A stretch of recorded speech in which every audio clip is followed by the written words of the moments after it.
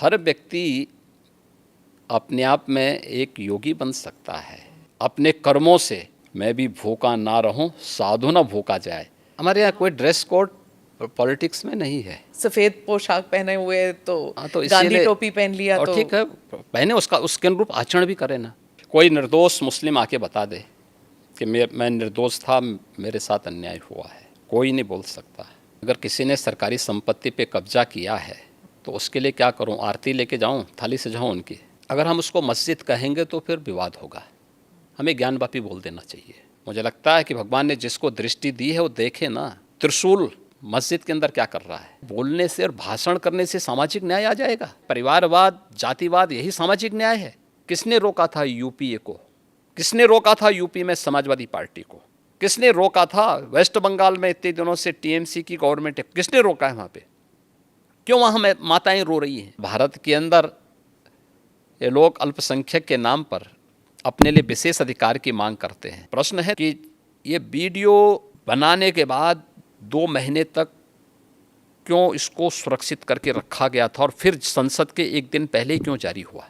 दोस्तों को कांटा बोलने वाला व्यक्ति कभी उसके ऊपर पुष्प की वर्षा नहीं होती है। आज जो पाकिस्तान में हो रहा है उसके कर्मों का फल है ये। Nation first. अगर देश में किसी को रहना है तो उसको राष्ट्र को सर्वोपरि मानना होगा, अपने मत और मजहब को नहीं। मीडिया के रिपोर्टर के रूप में अगर आप तुलना करें तो महर्षि नारद थे।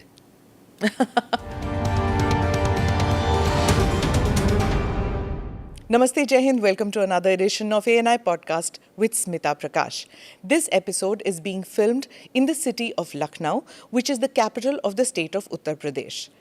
Before I introduce my guest, I am going to give you a quote from a bestseller book, The Monk Who Sold His Ferrari.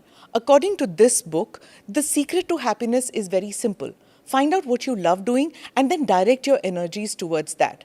My guest today did exactly that. He's a monk who found a purpose beyond divine pursuit. Yogi Adityanath is the two-time Chief Minister of Uttar Pradesh, the state whose population is more than that of France, Germany and UK combined. With a population of 230 million, making up 17% of India's population, UP would be the world's 6th largest country by population if it were a real country. A state that was considered one of the most backward in India for over 100 years. A state that sent indentured labourers to British colonies when India was under colonial rule. Yet, it's also the state from where independent India got 9 of her prime ministers. Yogi Adityanath, the two-term Chief Minister of the state, is a monk who wears his Hindu identity with pride. He's been pilloried for being majoritarian and riding roughshod with Muslims who constitute 19% of the population of Uttar Pradesh. For those viewers not familiar with Yogi Adityanath's political beginnings, Yogi ji ने 1996 में महंत अवैधनाथ के लिए चुनाव प्रचार शुरू किया। 1998 में महंत अवैधनाथ ने सक्रिय राजनीति से संन्यास लिया और अगले लोकसभा चुनाव के लिए उन्होंने योगी आदित्यनाथ को अपना उत्तराधिकारी और उम्मीदवार घोषित किया। और फिर 1998 में योगी आदित्यनाथ 26 वर्ष की आयु में गोरखपुर निर्वाचन क्षेत्र से सबसे कम उम्र वाले लोकसभा सदस्य बने। Today's conversation with Yogi Adityanath is going to be something which has never been seen before. That much I can promise you. प्रणाम योगी जी, ANI पॉडकास्ट में आने के लिए धन्यवाद। आपके राजनीतिक जीवन के बारे में मैं पॉडकास्ट के दूसरे हिस्से में बात करूंगी। पहले मैं जानना चाहूँगी कि आप धर्म योगी कब, कैसे, क्यों बने? क्योंकि इतनी छोटे से उम्र में आप में ये त्याग की भावना क्यों जागी? आप साइंस के स्टूडेंट थे, तो साइंस और धर्म ये कैसे मिलाप हुआ? देखिए, सबसे पहले हम लोगों को धर्म समझना पड़ेगा। भारत की परंपरा को अगर हम जानना चाहेंगे तो भारत ने केवल उपासना विधि को धर्म नहीं माना है, कर्तव्य और सदाचार को धर्म को का एक रूप माना है और धर्म को उससे जोड़ करके देखा है। धर्म एक व्यवस्था है, एक वे ऑफ लाइफ है, जिसको आप एक जीवन पद्धति कह सकते हैं। वो जीने की एक कला है। विज्ञान उसके उन्नयन का एक माध्यम है। अध्यात्म उसकी चरम स्थिति, यानी साइंस उसका एक बहुत छोटा सा पार्ट है। हम जब भौतिक दृष्टि से देखते हैं तो साइंस का एक अन्वेषण होता है, एक एक्सपेरिमेंट हो जाता है। लेकिन जब चेतना का विस्तार हम करेंगे तो चेतना का वह विस्तार अध्यात्म की एक नई ऊंचाइयों तक पहुंचाएगा, जहां पे व्यक्ति किसी कार्य का केवल सृष्टा ही नहीं बनेगा बल्कि उसका दृष्टा भी बन सकता है। और यही वैदिक ऋषियों ने किया था जी। इसलिए स्वाभाविक रूप से एक सीमित क्षेत्र और एक सीमित भूमिका के साथ आगे जाने के बजाय उसमें स्वयं प्रवेश करके देखो क्या है, तो बहुत कुछ देखने को मिल रहा है। तो उन चीज़ों को लेकर के इसलिए मैंने अध्यात्म का सहारा लिया और उससे आगे बढ़ कर के फिर उस अन्वेषण की यात्रा हमारी लगी हुई। एक साइंस के स्टूडेंट के साथ साथ एक योगी के रूप में उस दिशा में आगे कार्य कर रहे हैं। नाथ समुदाय के बारे में कुछ बताइए हमें कि उसमें ऐसी क्या बातचीत थी कि जो आप इतनी कम आयु में आप जुड़ गए उस समुदाय से? देखिए, नाथ संप्रदाय भारत का प्राचीनतम संप्रदायों में से एक है। यह भारत की एक उस विशिष्ट साधना पद्धति का प्रतिनिधित्व करता है जो वास्तव में व्यवहारिकता को लिए हुए है और व्यवहारिक दृष्टि है। यद्यपि सभी संप्रदायों की अपने अपने दर्शन हैं, अपने अपने मंत्र हैं, अपनी अपनी पद्धतियां हैं, सब में श्रेष्ठता है। और उसमें मुझे जो उचित लगा मैंने उस समय वो किया। और उस समय के जो सर्वश्रेष्ठ संतों की परंपरा थी, महंत अवेद्यनाथ जी महाराज को मैंने अपने पूज्य गुरुदेव के रूप में चयन करके मैंने उनसे दीक्षा ली। एक गुरु का मिलना, वो भी एक it's a matter of luck भी कहिए, फेट कहिए। तो जब आप मिले उनसे तो आपको उसी वक्त पता लग गया था कि ये मेरे गुरु बनेंगे? देखिए, पता किसी को नहीं लगता है और ये लक भी नहीं है, ये जन्म जन्मांतर का प्रारब्ध है और ये उसी के साथ जुड़ता है। देखिए, आप जिस घर में पैदा हुए हैं तो आप लिख के थोड़े गए थे, आपका प्रारब्ध था। आप ENI के माध्यम से कार्य करेंगे, जन सेवा का कार्य करेंगे, यह भी एक प्रारब्ध है। ऐसे ही ये हर एक व्यक्ति के साथ जुड़ा हुआ है। उसके लिए हमें चेतना को अपने विराट विस्तार देना होगा, समझ में सब आ जाएगा। तो जब आपने अपने घर में बताया कि मैं गुरु से मिला हूँ, मैं घर छोड़ के त्याग की ज़िंदगी बिताना चाहता हूँ, तब घर में रिएक्शन क्या हुआ? नहीं, देखिए, कोई माँ बाप इसके लिए अपनी सहमति नहीं देता है, क्योंकि उनका अपना एक दायरा है। उनका एक दायरा है जो उनका एक सीमित क्षेत्र है। उस सीमित क्षेत्र को, उसी को बंधन कहते हैं।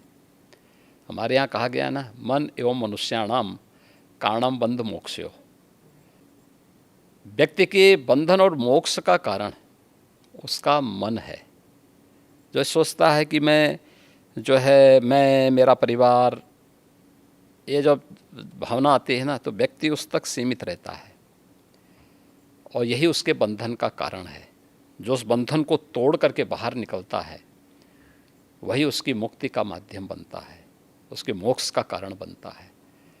और उस बंधन को जो भी तोड़ेगा, ये बंधन हर एक क्षेत्र में व्यक्ति के जीवन में आते हैं। कष्ट हुआ एक विद्यार्थी अगर अपने बंधन को नहीं तोड़ेगा, एक क्लास में ही कहेगा कि नहीं मुझे तो इसी क्लास में रहना क्योंकि मुझे अच्छा लगता है, क्या वो अगली क्लास में जा पाएगा? नहीं जा पाएगा।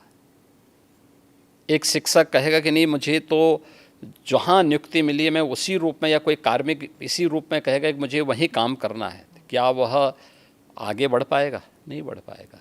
उसको एक बंधन तोड़ना होता है। एक क्लास में है, क्लास के बंधन को तोड़ करके अगली क्लास में जाता है, उसका प्रमोशन होता है।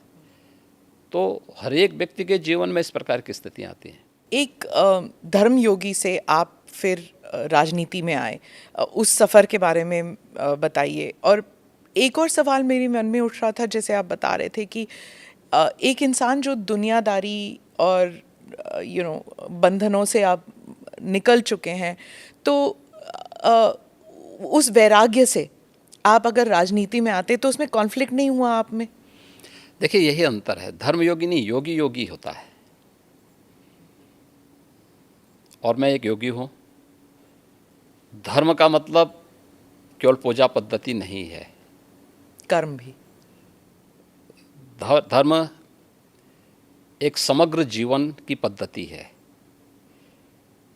धर्म कर्तव्य के पथ की प्रेरणा देने वाला,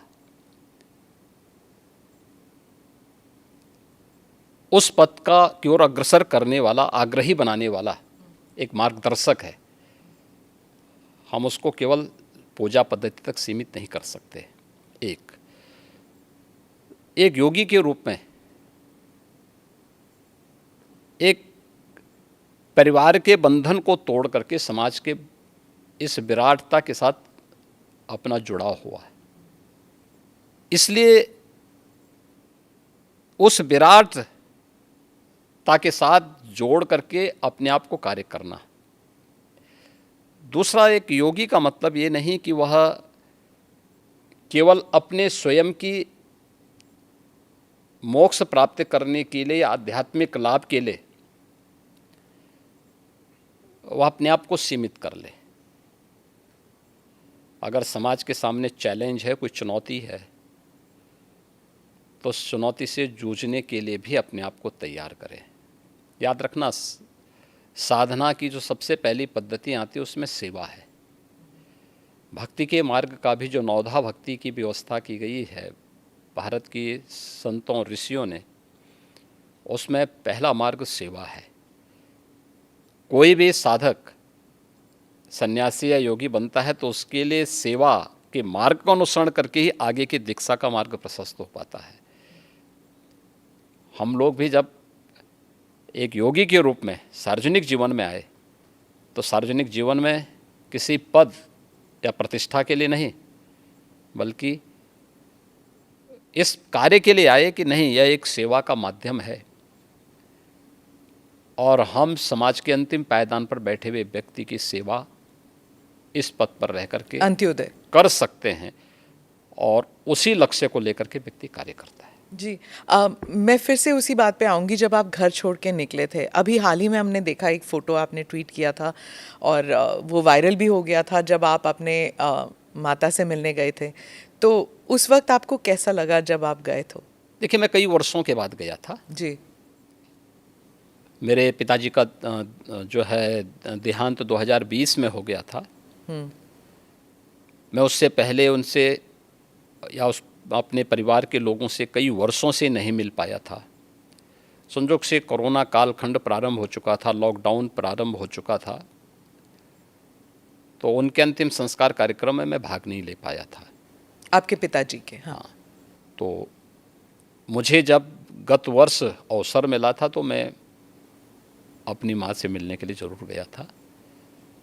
तो स्वाभाविक रूप से एक माँ और पुत्र के बीच में जो संवाद होने चाहिए वही संवाद वहाँ पे हुआ। आप उनके अंतिम संस्कार के लिए नहीं जा पाए, पर जब वो आपसे मिलने आते थे, आप उस वक्त चीफ मिनिस्टर थे, तो वो एक आम नागरिक की तरह आते थे, सीएम के पिता के रूप में नहीं आते थे? नहीं, यहाँ वो कभी नहीं आए। वो मुझसे मिलने के लिए, मेरी एक बार उनसे मुलाकात हुई थी नजीमाबाद में, और नजीमाबाद में मैं एक चीनी मिल के उद्घाटन में गया था। तो भाषण करते हुए मैंने देखा सामने जो है कोई बैठा है, तो मैं पहचान गया उनको। मैंने कहा ये तो मेरे पिताजी हैं लगता है। वो सभा के बीच में बैठे हुए थे।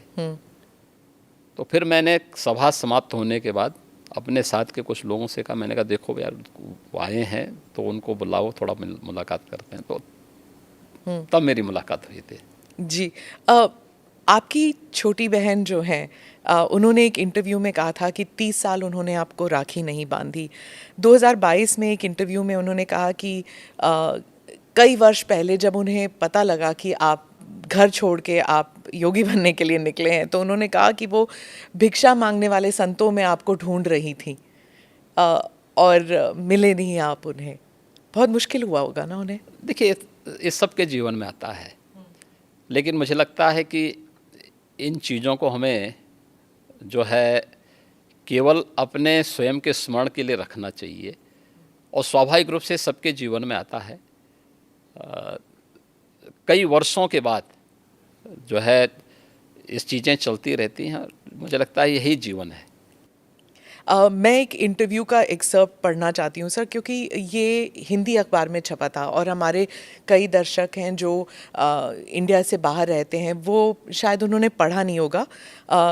ये पढ़ के मुझे बहुत कठिन लगा जब मैंने पढ़ा, तो कि कैसे महसूस कर रही होंगी वो। मैं पढ़ के सुनाती हूँ। उन्होंने कहा, योगी के मुख्यमंत्री बनने के बाद कई लोग कहते थे कि आपको शर्म नहीं आती, आप मुख्यमंत्री की बहन हैं और बहन होकर आप चाय की दुकान चलाती हैं, इन हालतों में रहती हैं। मैं उनको एक ही बात कहूँगी, मैं गरीब हूँ, ये मेरा नसीब है। शर्म तब आनी चाहिए जब आप कोई गंदा काम कर रहे हों, किसी के हक का छीन कर खा रहे हों। मैं तो मेहनत करके अपनी गुजर बसर करती हूँ। हाँ, ठीक बात है। मैं इसलिए पूछ रही हूँ सर, क्योंकि आमतौर पर लोग समझते हैं ना कि चीफ मिनिस्टर हो या फिर सांसद हो, विधायक हो, इनके इर्द गिर्द लोग जो हैं इतने धनी हो जाते हैं और फिर सार्वजनिक जीवन में इसलिए आते हैं कि जो धन कमा चुके हैं उसे प्रोटेक्शन के लिए। और एक ये इंटरव्यू है आपकी बहन का।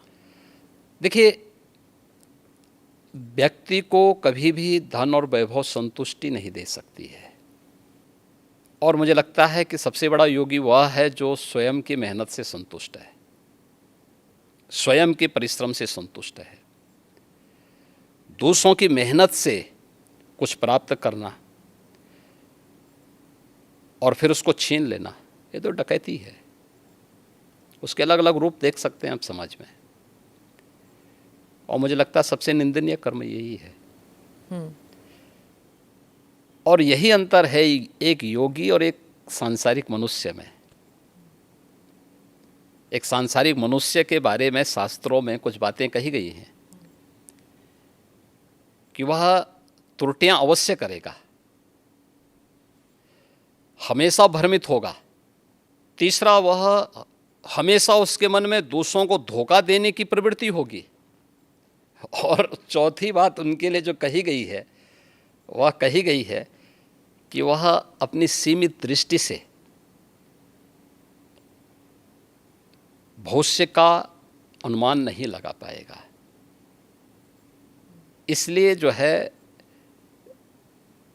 सारा द्वंद्व तो इसी सब का है। पर आपकी तो ट्रेनिंग हुई होगी ना, गुरुजी ने आपको सिखाया होगा। मैं क्या कह रहा हूँ ना, लेकिन हम लोग उनका तो कुछ नहीं ना, आपके परिवार का। इसलिए मैं क्या कह रहा हूँ ना, हर व्यक्ति अपने आप में एक योगी बन सकता है, एक योगी बनने की सामर्थ्य ले सकता है।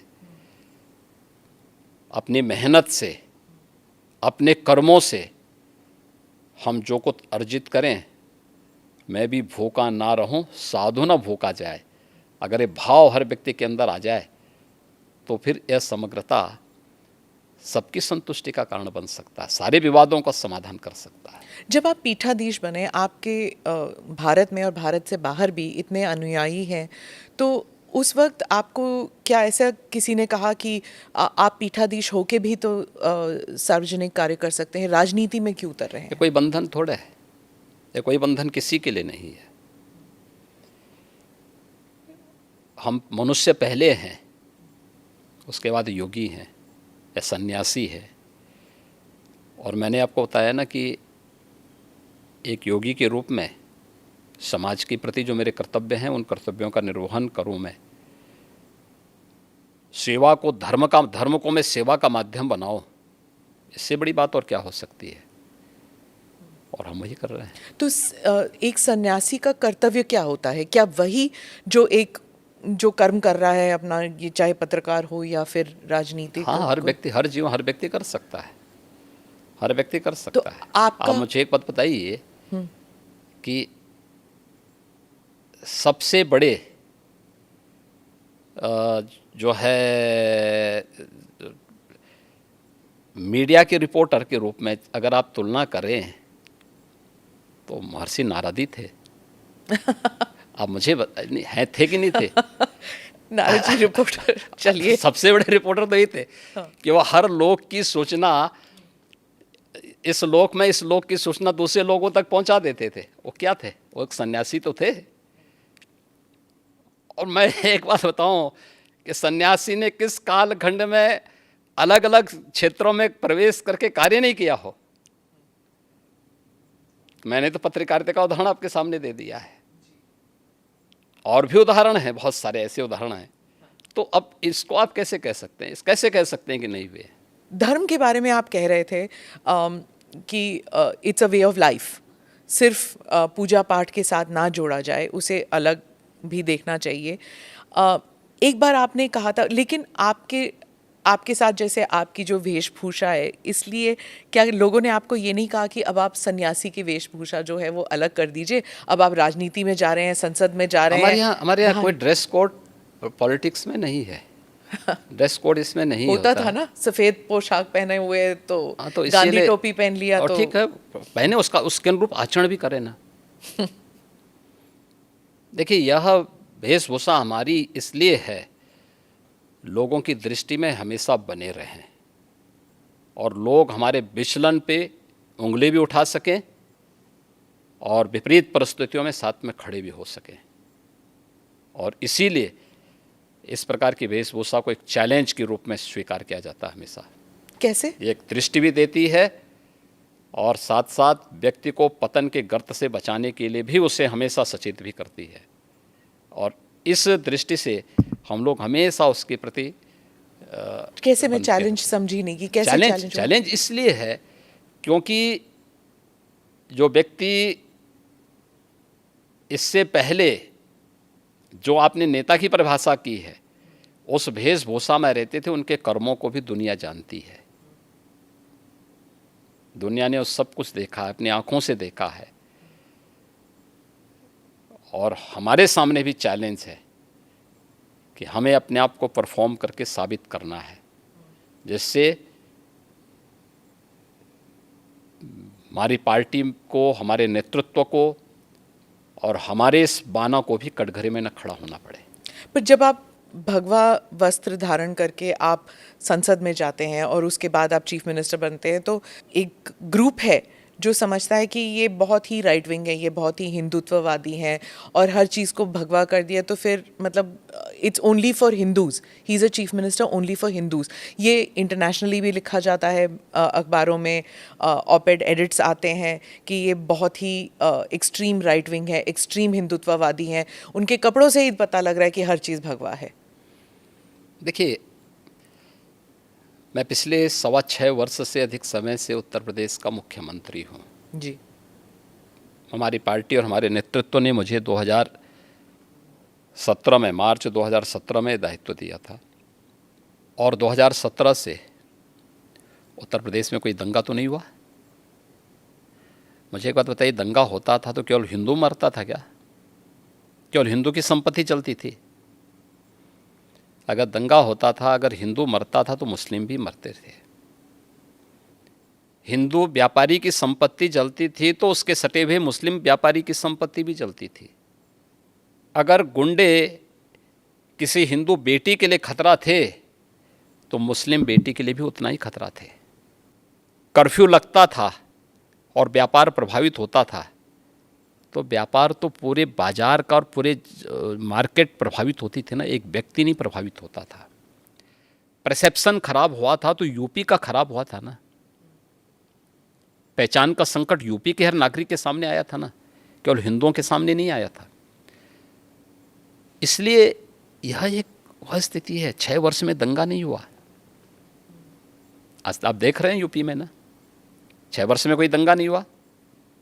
6 वर्ष में कोई कर्फ्यू नहीं लगा, 6 वर्ष में सारे पर्व और त्यौहार शांतिपूर्ण तरीके से संपन्न हुए। ये बड़ी बड़ी बातें करने वाले लोग देखें तो कैसे चुनाव होने, नगर निकाय का चुनाव और पंचायत चुनाव यूपी का, विधानसभा का चुनाव यूपी का, और वेस्ट बंगाल में भी पंचायत के चुनाव हुए थे, क्या हाल हुए थे। वे लोग वेस्ट बंगाल बनाना चाहते हैं देश को, जिस प्रकार से वेस्ट बंगाल में भी टीएमसी की गवर्नमेंट ने किया था। दोनों में अंतर है। हमने ढोंग नहीं किया, कोई पाखंड नहीं किया। हर एक को चुनाव लड़ने का अधिकार है, उसका अधिकार है भाई, उसको मिलना चाहिए। वो चुनाव लड़े, जीतने की सामर्थ्य होगी जीतेगा, हमें सामर्थ्य होगी हम जीतेंगे, हमें सामर्थ्य नहीं है तो नहीं जीतेंगे, और नहीं जीतना चाहिए हमें अगर हमें सामर्थ्य नहीं है तो। लेकिन अगर कोई व्यक्ति विरोधी ही क्यों ना हो, अगर उसमें सामर्थ्य है, योग्यता है, उसको जीतना चाहिए, उसका लोकतांत्रिक अधिकार है। कैसे हम उससे उसे वंचित कर सकते हैं।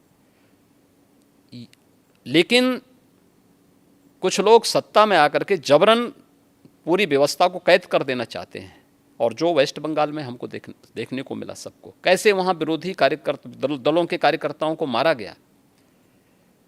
ये चीज़ें आंखों को खोलने वाली हैं। इस पे तो कोई बोलता नहीं, इस पे कोई टिप्पणी नहीं करता है, सब मौन है।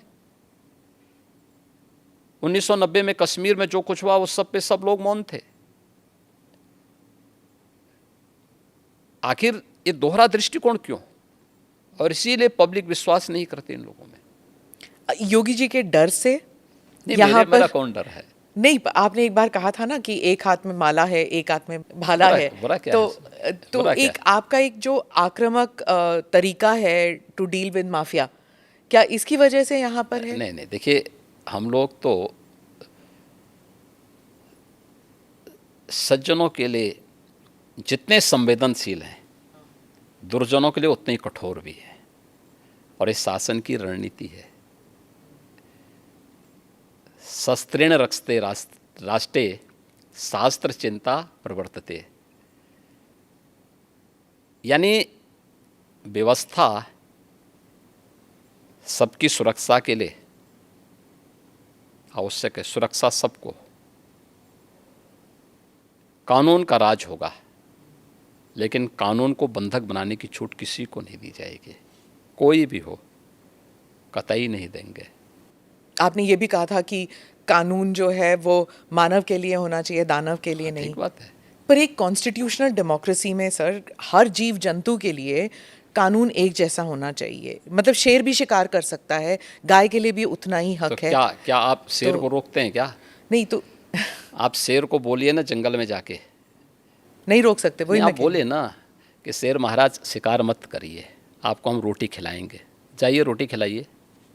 तो वही मैं कह रही हूँ कि कानून में मैं वही कह रहा हूँ, वह एक वहाँ की नेचुरल व्यवस्था है, और वह नेचुरल व्यवस्था, दंड का प्रावधान, यह एक व्यवस्था का प्रावधान है, और वह व्यवस्था, वह प्रावधान कानूनन ही लागू होती है, गैर कानूनी तरीके से नहीं लागू होती। तो चीफ मिनिस्टर कैसे तय कर सकते हैं कौन मानव है, चीफ कौन दानव? चीफ मिनिस्टर कहाँ तय करते हैं? चीफ मिनिस्टर तो एक बात बोलते हैं कि भाई देखो शांति बनी रहनी चाहिए। हम तो हमेशा शांति का उपदेश देते हैं। कुछ लोग तो नहीं मानते कि आप शांति, सिर्फ शांति, मतलब आप बुलडोज़र बाबा, ये सब आपके साथ, आपके नाम के साथ जुड़ा हुआ है, और आपका जो एक सिस्टम बना है, बाकी चीफ मिनिस्टर्स भी उसको कॉपी करने लग गए हैं। मुझे एक बात एक जगह आप बुलडोज़र बाबा है तो वहाँ बुलडोज़र मामा भी आ गए हैं। मुझे एक बात बताइए, इतने बड़े प्रदेश में इंफ्रास्ट्रक्चर का डेवलपमेंट होना चाहिए कि नहीं होना चाहिए? जी। और क्या इंफ्रास्ट्रक्चर के लिए क्या आज भी हम कुदाल और फावड़ा लेकर के जाएंगे कि हमें उसके लिए बुलडोजर और आधुनिक मशीनें चाहिए? बुलडोजर बाबा उसके लिए नहीं कहा जाता आपको सर, आप भी जानते हैं। अब इंफ्रास्ट्रक्चर के मार्ग में कोई बाधक होगा, यहाँ पहले होता क्या था, कोई कार्य स्वीकृत होता था, अभी पैसा अलॉट हुआ नहीं कि माफिया जाके ज़बरदस्ती हड़प करके सामान गिरा देते थे। अब लैंड का अलॉटमेंट हो रखा है कि यह हाईवे यहाँ से अयोध्या के लिए बनना है, ये बाराबंकी होते हुए बनना है, तो सत्ता प्रायोजित माफिया क्या करते, कहते नहीं नहीं अब ये यहाँ से नहीं बनेगा, हमारी सुविधा इधर से है, हम इसको यहाँ से बना करके वो अपना वहाँ पे मिट्टी और गिट्टी सब गिराना प्रारंभ करते थे। आधा अधूरा काम छोड़ के पैसा निकाल लेते थे। ये सत्ता में बैठे हुए लोगों की हिम्मत नहीं थी कि उन माफियाज को रोक सके। आप मुझे बताइए, इस माफिया के लिए बुलडोजर चला करके उसको ध्वस्त करके जो अलॉटमेंट सरकार ने तय कर रखा है, इस पे ही हाईवे बनेगा और उसी पे नियम के अनुसार कार्य होगा, ये तय करना इस सरकार का काम है या नहीं है? यही सरकार का कार्य है और सरकार यही कर रही है। पर जैसे आपके प्रदेश में 19% मुसलमान पॉपुलेशन है और कई लोग कहते हैं, उस समुदाय के लोग कहते हैं कि आप वो बुलडोज़र को उनके घरों को तोड़ने में इस्तेमाल करते हैं। किसी कोई निर्दोष मुस्लिम आके बता दे कि मैं निर्दोष था, मेरे साथ अन्याय हुआ है, कोई बता दे, कोई नहीं बोल सकता। और फिर न्यायपालिका तो सबके लिए खुली है ना। पर जैसे अगर किसी ने कानून तोड़ा है, जैसे ये माफिया के लोग हैं, पर उनका घर तोड़ना क्यों ज़रूरी पड़ गया? नहीं, अगर किसी ने सरकारी संपत्ति पे कब्जा किया है तो उसके लिए क्या करूं? आरती लेके जाऊं, थाली सजाऊं उनकी, जो अब तक होता था? उत्तर प्रदेश की जनता क्या चाहती है? उत्तर प्रदेश की जनता यही चाहती थी कि उनको सुरक्षा मिले और इन गुंडा तत्वों पर, इन माफियाज पर सख्ती हो। बीजेपी को प्राप्त जनादेश इस सख्ती की ओर लगातार इशारा करती है, आम पब्लिक के सेंटिमेंट को इसके साथ जोड़ती है। 19 से 20% आबादी हो या 100% आबादी, कानून का राज सबके हित में है और वही समृद्धि का मार्ग भी आगे बढ़ाएगी, वही प्रदेश में एम्प्लॉयमेंट जनरेट करेगी, वही प्रदेश की बेटियों को सुरक्षित करेगा और यही उत्तर प्रदेश के अंदर किया गया है। आपने विधानसभा में कहा कि हम माफिया को मिट्टी में मिला देंगे, तो जब ऐसे, वो उमेश पाल मर्डर के केस में हुआ था शायद, तो जब ऐसे होता है तो सोशल मीडिया में फैल जाता है, चलो जी अब गाड़ी उलटने वाली है, योगी जी को बुलाओ। जब अमृतपाल भी भाग गया था तो कहते योगी जी के, अगर योगी जी के राज में होता तो ये तो कभी ना होता, वो तो गाड़ी उलट ही देते। देखिए, कानून का राज हर हाल में होना चाहिए और सुरक्षा की गारंटी हर व्यक्ति को मिलनी चाहिए। सरेआम एक अधिवक्ता की कोई हत्या कर दे, ये स्वीकार्य नहीं हो सकता है।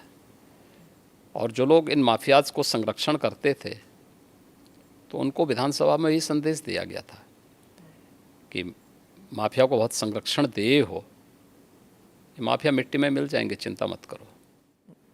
आप रिग्रेट नहीं करते हैं ये आपने जो कहा? नहीं, काहे, किस बात के लिए? कुछ भी गलत नहीं था। यही तो आपका जो ये आक्रामक एक स्टाइल है, उस स्टाइल को बहुत से लोग कॉपी करने लग गए हैं, या उस स्टाइल को लेकर एक योगी स्टाइल बन गया है कि देखिए, हाँ, कोई स्टाइल नहीं है। देखिए हम लोग, आप मना करें, हम लोग तो एक सामान्य उसके तहत काम करते हैं। देखिए, जो समाज के अनुकूल है, एक सामान्य नागरिक के अनुकूल है, प्रदेश के अनुकूल है, हम वही करेंगे। विधानसभा में आपके और अखिलेश जी के बीच में जैसे जब स्पीचेस चलती हैं, आप कुछ कह देते हैं, फिर वो वापस कुछ कहते हैं, फिर आक्रमण, आप जैसे कोई इंडिया पाकिस्तान मैच चल रहा हो वैसे चलता है आपका। देखिए, कोई इंडिया पाकिस्तान नहीं है, ये हिंदुस्तान है। ये पाकिस्तान तो दलिद्रता की नई पराकाष्ठा को प्राप्त कर रहा है और उत्तर प्रदेश देश का सबसे समृद्ध राज्य है। उत्तर प्रदेश प्रकृति और परमात्मा का प्रदेश है। इतनी फर्टाइल लैंड हमारे पास है, किसान यहाँ पर समृद्ध है, समृद्धि की ओर अग्रसर हो रहा है। इसलिए उत्तर प्रदेश के किसी भी पक्ष को, चाहे वह सत्ता पक्ष हो या विपक्ष हो, पाकिस्तान से उसकी तुलना नहीं होनी चाहिए। इंडिया के बारे में आप क्या कहते हैं? INDIA जो विपक्ष का बना है, इंडिया नहीं बोलना चाहिए। I.N.D.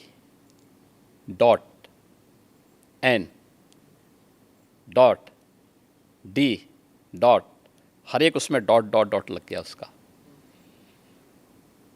तो चोला बदलने से पिछले कर्मों से मुक्ति नहीं मिल जाएगी। जनता तो पुराने करामातों को देख रही है, वह करामात यूपीए का हो, कांग्रेस का हो, सपा का हो, या फिर जो और लोग हैं, आम आदमी पार्टी का है, क्या गदर मचा रखी है इन लोगों ने। टीएमसी का हो या जो भी, सबकी एक जैसी स्थिति है। तो इसलिए ये लोग चोला बदल करके देश को भ्रमित करना चाहते हैं। देश की जनता लोकतांत्रिक दृष्टि से बहुत परिपक्व है। आपको नहीं लगता कि जैसे विपक्ष कह रही कि बीजेपी डर गई जब ये आईएनडीआईए का गठन हुआ, तो वो डर के मारे एनडीए को फिर से उजागर करने की कौन कोशिश उनका कर रहे हैं? कैप्टन कौन है? हमारे कैप्टन तो मोदी जी हैं। Team BJP, team NDA, team India के कैप्टन के रूप में देश को नेतृत्व दे रहे हैं। सभी बीजेपी से जुड़े हुए सभी दल, जितने भी हमारे एलाइज हैं, वे सब एक नेता के रूप में। एनडीए ने जो अपना मैनिफेस्टो तैयार किया है, कॉमन मिनिमम प्रोग्राम अपना जो तय किया है, पिछले 9 वर्षों के अंदर वह प्रभावी ढंग से लागू हुआ है। सामाजिक न्याय बोलने से और भाषण करने से सामाजिक न्याय आ जाएगा? सामाजिक न्याय, परिवारवाद, जातिवाद, यही सामाजिक न्याय है। उस गरीब के घर में शौचालय बने, उस गरीब को मकान मिले, उस गरीब को राशन मिले, उस गरीब को स्वास्थ्य की सुविधा मिले, उस युवा को रोजगार की व्यवस्था हो, उस किसान के जीवन में भी खुशहाली आए, उस महिला को भी सुरक्षा के साथ, सम्मान के साथ जीने का अधिकार मिले। किसने रोका था यूपीए को? किसने रोका था यूपी में समाजवादी पार्टी को? किसने रोका था वेस्ट बंगाल में इतने दिनों से टीएमसी की गवर्नमेंट है? किसने रोका है वहां पे? क्यों वहां माताएं रो रही हैं? क्यों वहां बेटियां अपने आप को सुरक्षित महसूस कर रही हैं? आखिर क्यों नहीं कांग्रेस ने 60 वर्षों में जिन 4 करोड़ गरीबों को मोदी जी ने मकान दिए हैं, किसने रोका था कांग्रेस को देने से? किसने रोका था 12 करोड़ गरीबों को शौचालय देने से? 10 करोड़ गरीबों को आज जो उज्ज्वला योजना की फ्री में सिलेंडर मिले हैं, किसने रोका था? ये हाथ में स्मार्टफोन और टैबलेट पकड़े हुए आज का हमारा स्मार्ट युवा, स्मार्ट बनाने से इसको रोका किसने आज़ादी के बाद 60 वर्षों तक? ये कांग्रेस। यही तो कर रहे थे लोग। देश को लोकतंत्र के नाम पे जड़ता पैदा की थी इन लोगों ने, जातिवाद को बढ़ावा दिया था, परिवारवाद को आगे बढ़ाया था। आज मोदी जी के नेतृत्व में पिछले 9 वर्ष में देश में क्रांतिकारी परिवर्तन हुआ है, ऐतिहासिक परिवर्तन हुआ है। दुनिया आज भारत की तरफ देख रही है, भारत के प्रति दुनिया के नज़रिए बदले हैं। इन चीज़ों को भी तो इनको समझना चाहिए। आपने कहा था कि आपके राज्य में अब युवाओं के हाथ में, एक हाथ में पहले हाथ में तमंचा हुआ करता था, अब टैबलेट है। टैबलेट है। तो आप तमंचा किसके बारे में बात कर रहे थे? सपा शासन? सपा के सरकार में यही होता था, क्योंकि कोई रोजगार तो होता नहीं था। नौकरियां निकली तो सत्ता से जुड़े हुए दलाल बैग लेकर के प्रदेश में घूमने निकल जाते थे वसूली में। सबकी पर्चियां जाती थीं, फिर उसी के हिसाब से नियुक्तियां होती थी, फिर न्यायालय उसमें रोक लगाती थी।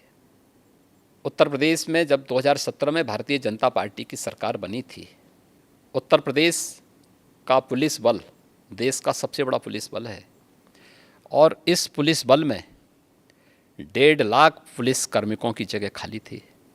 अनुमान करिए कैसे चलता रहा होगा ये प्रदेश। मैंने मार्च 17 में पूछा, मैंने कहा भी ये जो है इतने पद खाली पड़े हुए हैं तो भर्ती के लिए क्या हुआ? कहा साहब कोर्ट की रोक है। कोर्ट की रोक क्यों है? फिर न्यायालय ने कोई कारण से रोका होगा ना। तो फिर बताया गया कि साहब जो है प्रक्रिया गलत थी। मैंने कहा गलत क्या थी बताओ मुझे। जब भर्ती बोर्ड को मैंने बुलाया, उन्होंने कहा साहब इसमें लीकेजेज की संभावनाएं थी। तो मैंने कहा न्यायालय ने ठीक तो किया था। हमने यूपी पुलिस में पिछले 5 वर्ष में 1,65,000 पुलिस की भर्ती की प्रक्रिया को बिना किसी रुकावट के पूरी की है। वे सभी नौजवान, जिसमें 20% महिला पुलिस कार्मिक भी हैं। ये केवल उसी में नहीं, शिक्षकों की भर्ती में भी। आप सोचिए, बेसिक शिक्षा में 1.5 लाख पद खाली थे। हमने उस प्रक्रिया को 1,64,000 से अधिक भर्ती शिक्षकों की भी पूरी की है। बेसिक और सेकेंडरी एजुकेशन की बात कर रहा हूँ मैं। हायर एजुकेशन और टेक्निकल एजुकेशन की या मेडिकल एजुकेशन की भी मैंने चर्चा नहीं की, ये भर्ती अलग है। और ये सभी प्रक्रियाएं पूरी पारदर्शी तरीके के साथ, पूरी शुचिता के पूर्ण तरीके से संपन्न हुई हैं। तो महिला सुरक्षा की बात आप कर रहे थे, तो ऐसे भी होता था उत्तर प्रदेश में, मैंने खुद कवर किया है कि अगर कोई पीड़िता दलित थी तो वो पुलिस स्टेशन में जाके अपना एफआईआर नहीं दर्ज कर सकती थी क्योंकि वहाँ पर कोई यादव एसएचओ था। ये सब उत्तर प्रदेश में बहुत मान्यता रखती, क्योंकि गांव-गांव में ये जातिवाद जो है वो इतना हावी था। आज ऐसा नहीं है। आज देखिए, हमने यूपी में मिशन शक्ति का एक अभियान चलाया है। आप आश्चर्य करेंगे कि हमारे पास जब 17 में हम आए थे तो मात्र 10,000 महिला पुलिस अधिकारी और कर्मचारी थे। कुल कार्मिकों की संख्या हमारे पास 10,000 थी। आज हमारे पास यह संख्या 40,000 है। और हमने एक मानसिकता भी थी कि उन महिला कार्मिकों को फिर ड्यूटी नहीं दी जाती थी, क्योंकि यूपी के अंदर ऐसा माहौल था, लोग इतने भयभीत थे, कहते थे कि आप महिला पुलिसकर्मी, महिला पुलिस अधिकारी फील्ड में जाकर के क्या अपराधियों को फेस कर पाएंगे। उन्हीं की सुरक्षा की। मैं वही कह रहा हूँ, ये भी भाव था। तो मुझे जब इस प्रतिवेदन मिले कि हम भी फील्ड में, महिला कार्मिकों ने मुझे इस बात को कहा कि हम भी फील्ड में ड्यूटी करना चाहते हैं, मैंने कहा एकदम इनको ड्यूटी मिलनी चाहिए। तो फिर ये हुआ कि कैसे इसको किया जा सकता। हमने एक मिशन शक्ति का एक अभियान प्रारंभ किया। ये अभियान चल रहा है और इसमें सफलतापूर्वक चल रहा है, जिसमें मैंने हर महिला कांस्टेबल को महिला बीट अधिकारी के रूप में नामित किया है। और उनकी जिम्मेदारी है 57,000 से अधिक ग्राम पंचायतें यूपी में इस समय, लगभग 58,000 हैं, कुछ नगर निकाय में आए हैं, 57,700 के ऊपर अभी भी हमारे पास ग्राम पंचायतें हैं। वे सप्ताह में एक दिन ग्राम पंचायत में जाकर के गांव की सभी महिलाओं के साथ महिला सुरक्षा पे चर्चा करेंगे। आंतरिक या बाह्य कहीं सुरक्षा में कोई सेंध लगाने वाला है तो महिला कांस्टेबल को बताएंगे। और उन सबको पिंक स्कूटर हमने उपलब्ध करवाए हैं महिला कार्मिक, जो कुछ को करा दिया गया, कुछ को कराया जा रहा है। ऐसे शहरी क्षेत्र में भी। और ये हर सप्ताह उनकी जिम्मेदारी है जाकर के देखना। आज आप देख रहे होंगे महिला यहाँ की बेटियाँ आज पढ़ने के लिए बाहर हॉस्टल में नहीं रहती, आज यूपी में ही अपने कॉलेज में एडमिशन कराती हैं, घर से जाती हैं, अपने माँ बाप के साए में रह करके पढ़ाई कर रही हैं। आज उनके सामने कोई भय नहीं। और अगर किसी ने महिला सुरक्षा में सेंध लगाने का प्रयास किया तो कठोरतापूर्वक वे बेटियां स्वयं निपट लेती हैं फिर उनसे। ये माहौल हमें पैदा करना पड़ेगा। ये जो INDI ग्रुपिंग बनी है, ये महिला सुरक्षा 2024 तक महिला सुरक्षा को एक बहुत बड़ा इशू बनाएगी, क्योंकि मणिपुर में जो गैंग रेप का जो मसला हुआ था उसको लेकर कहेगी कि मोदी सरकार बेटी बचाओ बेटी पढ़ाओ ज़रूर कहती है, लेकिन महिला सुरक्षित नहीं है, और मणिपुर का किस्सा उठाएगी। तो तब आप बैकफुट पे तो चले गए ना, क्योंकि कैसे एक्सप्लेन कर सकेंगे। देखिए, एक बात हम सबको समझनी होगी। भारत की लोकतांत्रिक व्यवस्था में हर संवैधानिक संस्था की अपनी लक्ष्मण रेखा है, और जब भी उसका अतिक्रमण होगा तो दुर्भाग्य से इस प्रकार की स्थितियां बनती हैं। मणिपुर के लिए आप केंद्र और राज्य सरकार को दोषी तो ठहरा रहे हैं। मणिपुर में शांति होनी चाहिए, हर व्यक्ति की कामना है, क्योंकि पिछले 9 वर्ष के अंदर जो ऐतिहासिक कार्य पूर्वोत्तर के राज्यों में हुए हैं, और प्रधानमंत्री मोदी जी के नेतृत्व में पिछले 9 वर्ष के दौरान मणिपुर हो या जम्मू कश्मीर हो,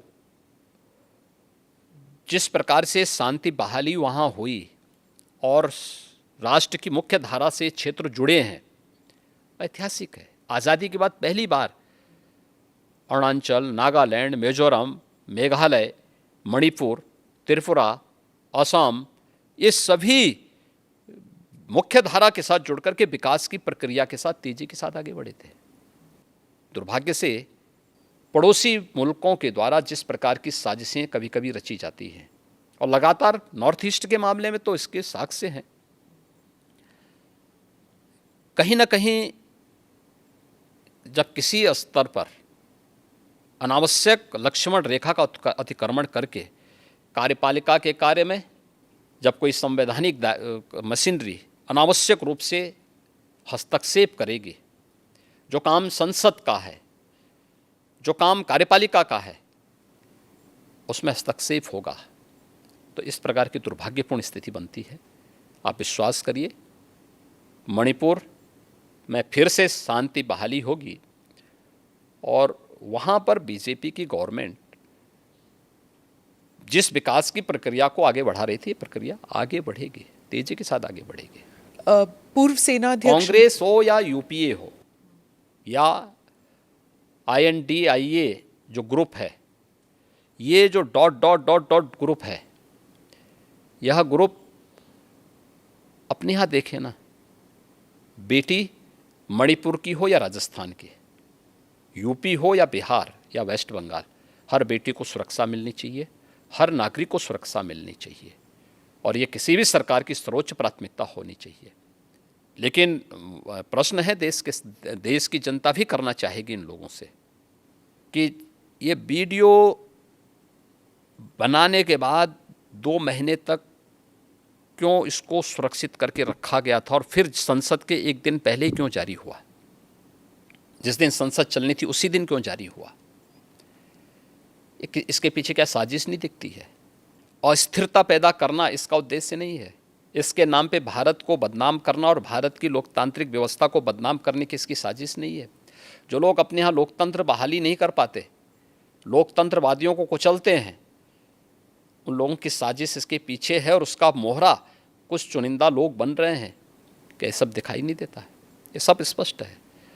हम लोगों को इन चीज़ों को भी देखना होगा, और इससे सतर्क होकर के ही हम शांति भी बहाली करेंगे।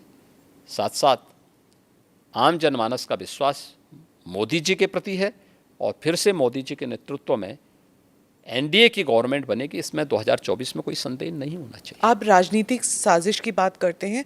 पूर्व सेनाध्यक्ष मनोज नरवणे ने कहा है कि इसमें एक अंतर्राष्ट्रीय एंगल भी हो सकता है। उन्होंने कहा कि जो भारत के जो एनिमीज़ हैं, चाहे चाइना हो या फिर पाकिस्तान हो, वो हमारे बीच जो लोग हैं और जो फिशर्स हमारे बीच हैं, जो दरारें हैं हम लोगों के बीच, उन दरारों को और डीप और गहरा करना चाहती है। तो इस मणिपुर के किस्से को ही लेकर उन्होंने कहा कि हो सकता है कि उनका भी कोई हाथ हो इसमें। नहीं, मैंने कहा ना कि जो लोग लोकतंत्रवादियों को अपने देश में कुचलते हैं, उनको मणिपुर और भारत का लोकतंत्र कैसे अच्छा लग सकता है। और आपका राज्य भी नेपाल से जुड़ा हुआ है, आप भी एक किस्म से आप भी एक फ्रंटियर हमारे यहाँ स्टेट कोई है। दिक्कत नहीं आएगी। उत्तर प्रदेश सुरक्षित है और उत्तर प्रदेश सुरक्षित रहेगा। INDIA को लेकर बात चल रही थी, तो अगर अखिलेश और राहुल गांधी फिर से वापस आते हैं जैसे 2017 के चुनाव में आए थे, तो क्या फिर से बीजेपी के लिए? उत्तर प्रदेश में सभी जोड़ियां आ चुकी हैं। 2014 में ये सब मिलकर के लड़ चुके हैं। 2017 में, 2019 में, 2022 में चारों चुनाव मोदी जी के नेतृत्व में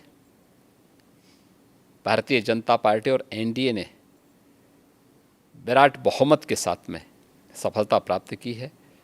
और 2024 में उत्तर प्रदेश भी और देश भी इंतज़ार कर रहा है। देश को धोखा देने वाले, देश की जनता को जाति, मत और मजहब के आधार पर बांटने वाले, सामाजिक न्याय के नाम पर परिवारवाद और जातिवाद को प्रश्रय देने वाले, अपने राजनीतिक स्वार्थों के लिए देश को आतंकवाद, नक्सलवाद और अलगाववाद की भट्टी में झोंकने वाले तत्वों को ये देश कभी स्वीकार नहीं करेगा, कभी नहीं स्वीकार करेगा। उनकी पार्टियां सब कहती हैं कि आपकी पार्टी है जो एक सिस्टम लाना चाहती है और उस सिस्टम के अंतर्गत आप जुडिशरी को, इलेक्शन कमीशन को, मीडिया को, सबको दबा के रखते हैं और यूसीसी भी उसी में कह रहे हैं कि यूनिवर्सल सिविल कोड भी उसी रास्ते में एक है। देखिए, यूसीसी के बारे में दुष्प्रचार ज़्यादा है। मुझे एक बात बताइए कि हम न्याय की बात करते हैं, हम सामाजिक न्याय की बात करते हैं और परिवार में न्याय नहीं कर पा रहे हैं। ये शुरुआत परिवार से तो करो। शादी ब्याह का हो या संपत्ति और विरासत का मामला, ये सब पे एक समान रूप से लागू होना चाहिए। वन नेशन वन लॉ की थ्योरी लागू तो होनी ही चाहिए अगर एक देश के नागरिक हैं। और दुर्भाग्य है कि दुनिया के अंदर अल्पसंख्यक समुदाय अपने लिए विशेष अधिकार की मांग नहीं करता, वो बहुसंख्यक समाज के साथ जुड़ने की बात करता है। और भारत के अंदर ये लोग अल्पसंख्यक के नाम पर अपने लिए विशेष अधिकार की मांग करते हैं। भारत के कानून को हर एक को स्वीकार करना चाहिए और उसी में सबकी सुरक्षा और सबकी समृद्धि निहित है। जी, मैं वापस उत्तर प्रदेश पे आती हूँ।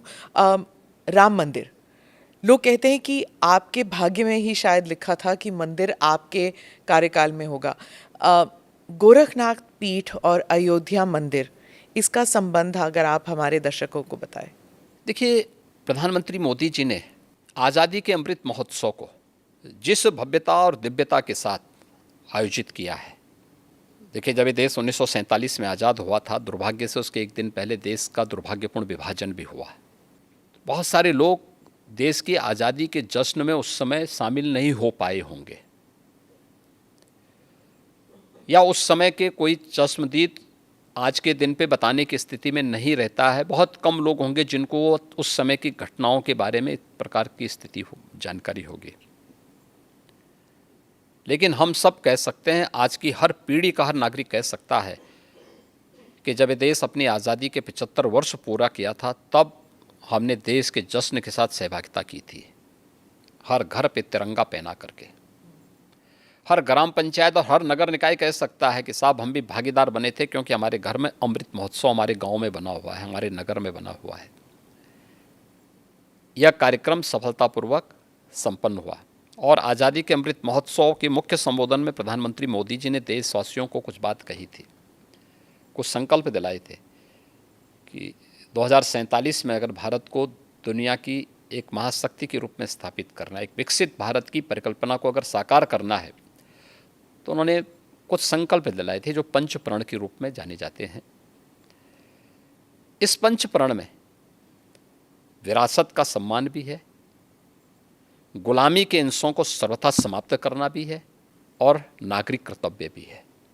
अयोध्या में श्री राम जन्मभूमि का मंदिर निर्माण का कार्य है, ये उसी विरासत का सम्मान है जो कार्य आज़ाद भारत में 1947 में होना चाहिए था।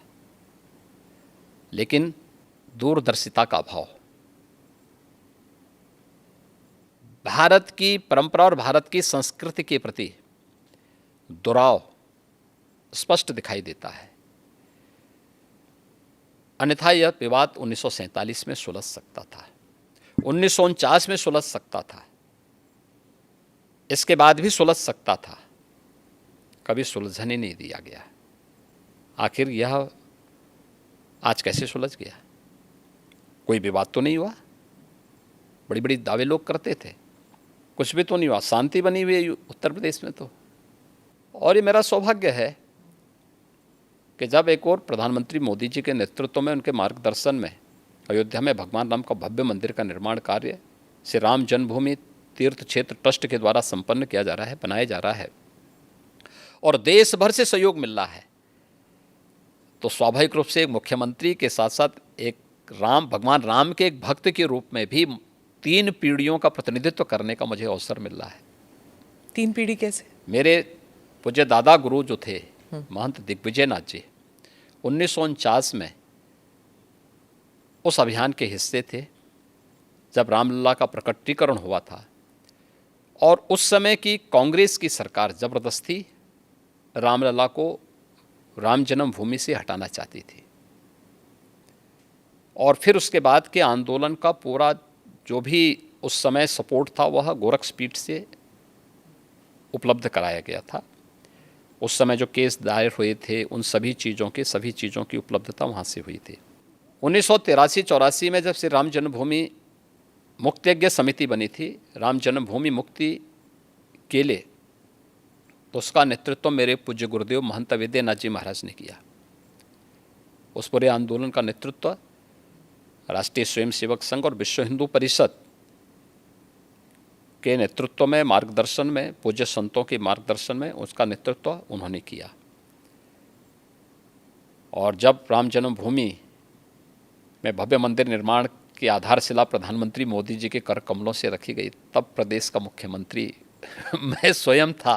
तो मेरे लिए तो ये बहुत ही गौरवपूर्ण क्षण था और स्वाभाविक रूप से एक आत्मिक संतुष्टि का भी माध्यम बना कि एक तरफ करोड़ों लोगों के जीवन में परिवर्तन लाने के लिए शासन की योजनाओं को उन तक पहुंचाने का आनंद भी मिलता है और दूसरी तरफ विरासत का सम्मान भी हम इस रूप में कर पा रहे हैं।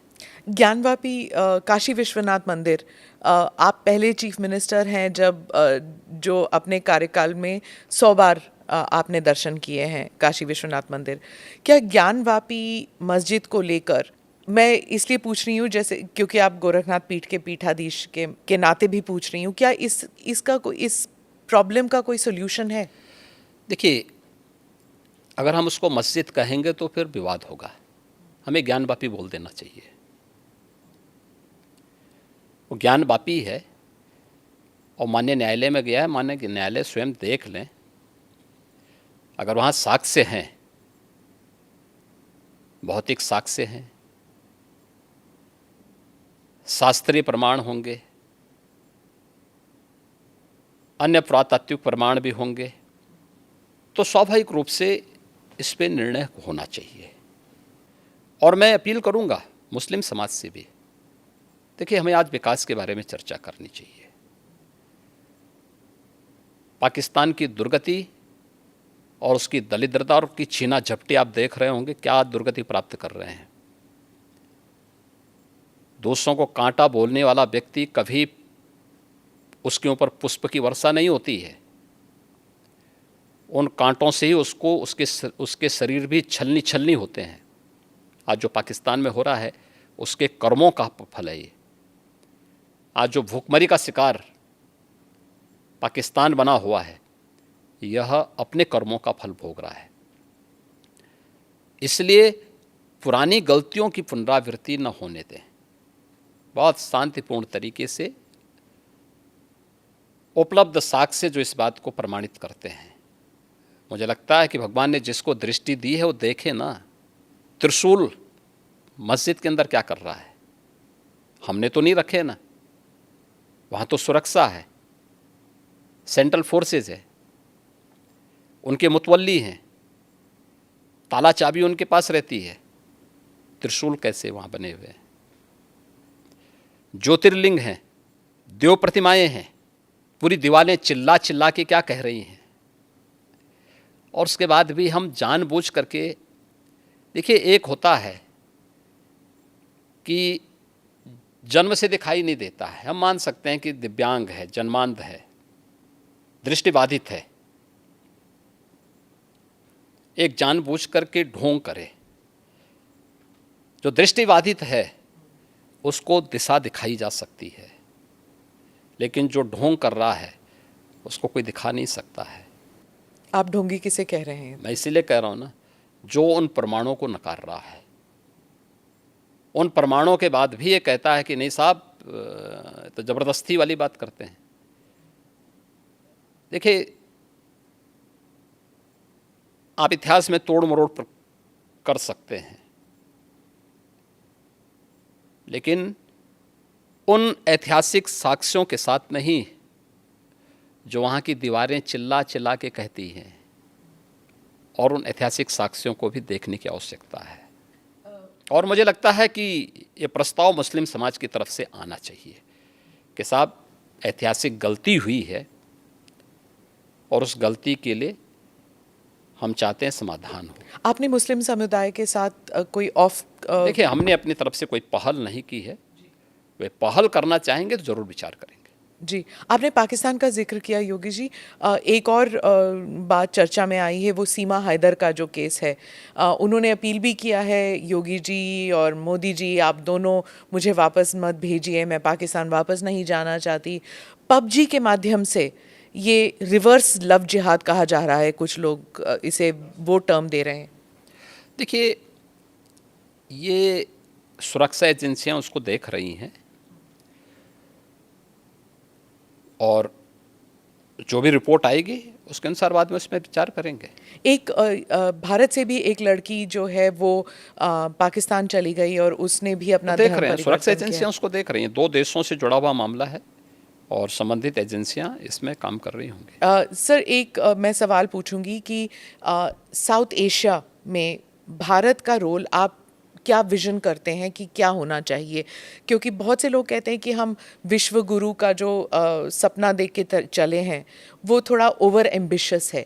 तो साउथ एशिया में और ग्लोबली आपका विजन क्या है भारत के देखिए, लिए? मैंने कहा ना, पिछले 9 वर्ष में प्रधानमंत्री मोदी जी के नेतृत्व में भारत ग्लोबल लीडर के रूप में स्थापित हुआ है। कोई संदेह नहीं कि प्रधानमंत्री मोदी जी के नेतृत्व में अगले 3 वर्षों के अंदर भारत दुनिया की तीसरी बड़ी अर्थव्यवस्था के रूप में स्थापित न हो जाए, जरूर होगा। दुनिया के अंदर भारत की अपनी एक पहचान बनी है। भारत के बारे में लोगों के दृष्टिकोण में बदलाव आया है और जो भारत के बारे में कहा जाता था, आज प्रधानमंत्री मोदी जी के नेतृत्व में वह साकार हो रहा है। सर, अंत में एक सवाल ज़रूर पूछूंगी, क्योंकि ये महाराष्ट्र सदन में हुआ था कि एक विधायक ने कहा था कि जो नारा चल रहा है कि भारत में रहना होगा तो वंदे मातरम कहना होगा, और उनके मज़हब में ये उन्हें परमिशन नहीं देता कि आप खुदा के अलावा किसी और के बारे में आप सिर झुकाएं, किसी और के सामने। देखिए, देश संविधान से चलेगा, मत और मजहब से नहीं। देखिए, मैं ईश्वर का भक्त हूँ, ईश्वर में अगाध निष्ठा रखता हूँ, लेकिन किसी पाखंड में विश्वास नहीं करता हूँ। आपने देखा होगा, जब मुझे हमारी नौकरशाही ने कहा कि नोएडा लोग नहीं जाते, चीफ मिनिस्टर को नहीं जाना चाहिए, मैं उसको उल्लंघन करके नोएडा गया, कई बार गया, आधा दर्जन बार जा चुका हूँ। दूसरी बार मुझे कहा गया कि रात्रि में सीएम को बिजनौर में निवास नहीं करना चाहिए, तो मैं जानबूझ करके वहाँ रुका और मैंने पूछा, मैंने कहा भी क्यों नहीं निवास करना चाहिए? तो उन्होंने कहा साहब दोबारा सीएम नहीं बन सकता है। तो मैंने कहा मैं दोबारा भी सीएम बनूंगा, चिंता मत करो। दूसरा सवाल ये नहीं है, सवाल ये है कि मैं प्रदेश का सीएम हूँ। आप ये बोलिए ना कि साहब वहाँ रहने की व्यवस्था नहीं है, तो जो भी गेस्ट हाउस होगा उसी में रहेंगे ना, आखिर कोई तो रहता होगा। एक कमरा चाहिए मुझे, तो सोने के लिए एक तख्ता चाहिए, ओढ़ने के लिए एक कंबल चाहिए, तो कुछ चाहिए थोड़ा है। तो इसमें जो है क्यों आप इस प्रकार की बातें करते हैं? मैं गया था, रुका था वहाँ पे। ऐसे ही आगरा के सर्किट हाउस के बारे में कहा जाता था, यानी मुझसे पहले पता नहीं कोई सीएम रुका कि नहीं रुका, लेकिन कि वहाँ सर्किट हाउस में जो सीएम रुकता है वो अपशकुन हो जाता है। तो मैंने कहा भी क्या अपशकुन होता है? उन्होंने कहा साहब जो है उसकी कुर्सी चली जाती है। तो मैंने कहा जो कुर्सी कल जानी वो आज चली जाए, लेकिन मैं रात्रि को रुकूंगा यहीं। फिर किसी ने कहा साहब यहाँ पे प्रेत आत्माएं आता ही हैं, तो मैंने कहा कम से कम उनसे वार्ता करने का अवसर मिलेगा ना रात्रि में। तो तुम सब सो जाओगे तो कम से कम किसी से बातचीत तो करूँगा रात्रि में कि भाई कौन है क्या है।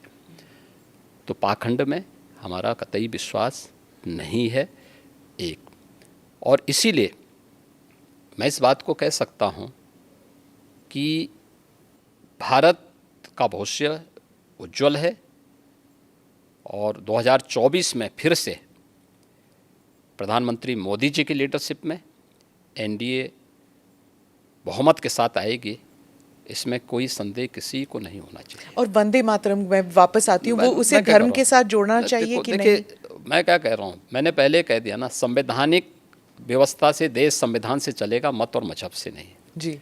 आपका मत आपका मजहब अपने तरीके से होगा, अपने घर में होगा, अपने मस्जिद अपने इबादत गाह तक होगा, सड़क पे प्रदर्शन करने के लिए नहीं। और इसको आप जो है किसी भी अन्य तरीके से दूसरे पे थोप नहीं सकते हैं। नेशन फर्स्ट, अगर देश में किसी को रहना है तो उसको राष्ट्र को सर्वोपरि मानना होगा, अपने मत और मजहब को नहीं। और मत और मजहब सेकेंडरी प्रश्न है, नेशन फर्स्ट है।